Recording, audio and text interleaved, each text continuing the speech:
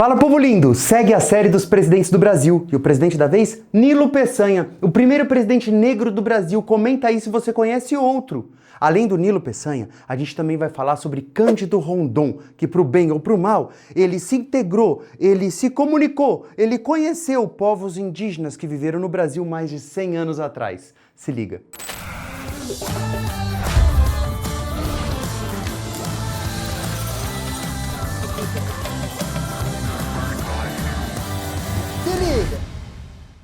Já deixa o seu like de confiança. Agora, se você precisa estudar muito mais de história para vestibulares, para Enem, conheça o site seliga.com.br. Na série sobre os presidentes do Brasil, a gente começa com uma contextualização, para a gente poder entender como é que foram aqueles anos de governo do Nilo Peçanha, né? Do presidente correspondente de cada vídeo, o da vez é o Nilo Peçanha. Então a gente vai entender como é que foi o ano 1909 e 1910. Depois de entender o contexto da época, aí a gente vai falar sobre as eleições do Nilo Peçanha. Teve eleição? Não teve eleição? Teve eleição, mas foi para vice, só caiu, o presidente morreu e aí ele assumiu? A gente vai ver isso melhor daqui a pouco. E por fim, a gente vai falar sobre as principais características sobre esse governo. É desse jeito, o contexto é o seguinte: o Nilo Peçanha governa de 14 de junho de 1909 até 15 de novembro de 1910. Então você já pode perceber que são mais ou menos aí 1 ano e 5 meses para poder governar. Nesse 1 ano e 5 meses, você fala, puxa, é pouco tempo, é mesmo. E como é que ele chegou lá? Ele chegou lá como um vice-presidente que assume, porque o ex-presidente, quem estava no lugar dele, teve que sair por motivo de morte. Durante os anos de 1909 e 1910, o Brasil era aquele ainda da República Oligárquica, mas o Brasil já tinha conhecido uma greve operária. Então, ainda que o Brasil fosse muito diferente do nosso, a gente já tinha cidades crescendo, a gente já tinha algumas poucas indústrias. Então, era um Brasil diferente, mas em caminho, chegando aí na direção da nossa realidade atual. Então, no próprio dia 14 de junho de 1909, avisaram Nilo Peçanha. Nilo Peçanha, você que é o vice-presidente, você agora vai ser o presidente. O que aconteceu com Afonso Pena? Morreu? Morreu. Puxa, que triste. É triste. Bora governar? Bora governar. Então o que eu tenho que fazer? Eu, Nilo Peçanha, eu, presidente do Brasil, eu tenho 1 ano e 5 meses. Ora, eu tenho que primeiramente manter a ordem social, porque aquele Brasil tinha como prioridade que as pessoas ficassem onde elas estavam.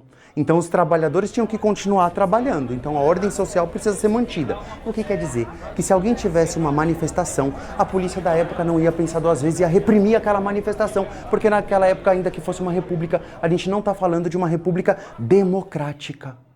Além disso, a gente pode dizer que economicamente o Brasil segue sendo um Brasil que investe muito dinheiro em latifúndios que plantam café, monocultura. Então é um Brasil que, imagina só, mais de 50% do que o Brasil ganhava de renda com exportação vinha do café.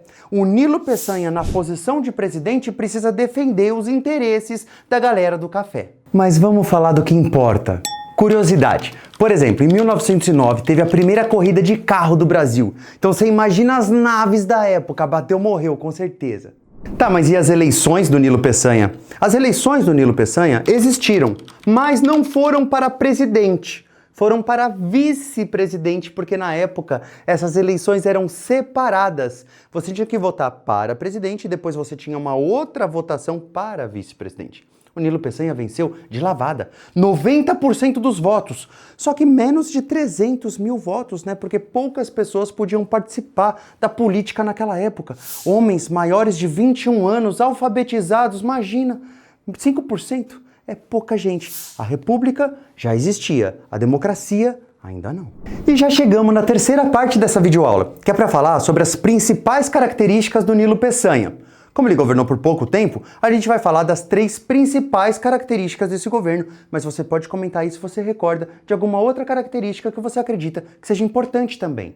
Em 1909 é instalada a Secretaria de Estado dos Negócios da Agricultura, que depois seria o que a gente conhece como Ministério da Agricultura e Pecuária. Isso tudo para dizer que a máquina do Estado brasileiro está se desenvolvendo, feito um Pokémon estranho. Segunda característica, foi desenvolvido o Imposto sobre Território. Então já existia um imposto sobre o território, mas agora foi desenvolvido. Isso quer dizer o quê? Que muitas pessoas que ainda não pagavam imposto começaram a pagar, porque a fiscalização brasileira melhorou. Terceira característica do governo Nilo Peçanha, que eu considero a mais importante, porque foi a criação do Serviço de Proteção ao Índio em 1910, que hoje a gente conhece como FUNAI, a Fundação Nacional dos Povos Indígenas.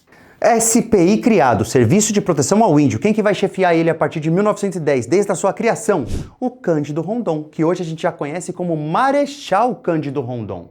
Cândido Rondon ficou muito conhecido por ser um engenheiro militar, mas também por ser, em pleno século XX, um sertanista, um explorador. A maioria das explorações aconteceram na Bacia Amazônica Ocidental. E para a gente ter um sintoma, uma pista de que é isso mesmo, um estado brasileiro hoje se chama Rondônia, em homenagem ao Marechal Rondon.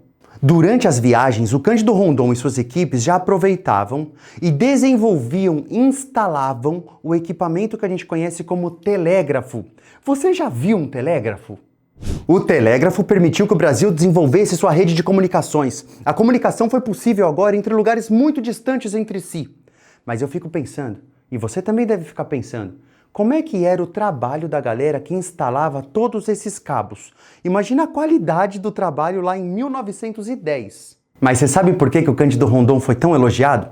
Porque, diferente de outras pessoas da época, ele não queria exterminar os indígenas do norte. Olha que gente boa. Mas ainda que ele não quisesse derrubar indígena na bala, ele queria integrar os povos indígenas à nossa civilização ocidental. Então você pode também deixar seu comentário o que você acha sobre essa relação entre Estado brasileiro e povos indígenas. Acha que hoje essa relação tá melhor, tá pior, tá diferente, tá de que jeito? Então, apesar da polêmica toda do Cândido Rondon e do SPI, do Serviço de Proteção ao Índio, a gente teve 3 trabalhos considerados importantes. O primeiro deles de contato com vários povos indígenas até então desconhecidos. O segundo trabalho de instalação de toda uma rede de comunicações naquelas regiões. E o terceiro trabalho foi o trabalho de catalogar morros, florestas, todas aquelas características da natureza daquela região tão imensa. Então todo esse trabalho, ainda que polêmico, ele deixou marcas na história brasileira. Nos meses finais do governo Nilo Peçanha, ele se empenhou, ele priorizou, sabe o quê? A sucessão dele. Ele já começou a indicar o próximo presidente, porque se ele acerta, se ele consegue indicar o próximo presidente, pense comigo, você conhece uma pessoa, você conhece um amigo, aí você indica ele para presidente, aí ele vira presidente, depois você já liga pro amigo e fala, e aí, qual vai ser o emprego que você vai me dar? Você vai ficar numa boa. Então, os últimos meses de governo do Nilo Peçanha não foi nem assim para governar o Brasil, foi mais pensando nesse futuro político. E adivinha, o Nilo Peçanha consegue indicar um sucessor. Só que ele indicou o Hermes da Fonseca, aí todo mundo ficou, putz, cara, logo o Hermes? Pois é, o Hermes. Mas você vai decidir se você gosta ou não do governo Hermes da Fonseca no próximo vídeo. Espero que você tenha curtido demais o vídeo de hoje. Quer aprender mais história? Vai pro site agora, seliga.com.br. Te vejo lá.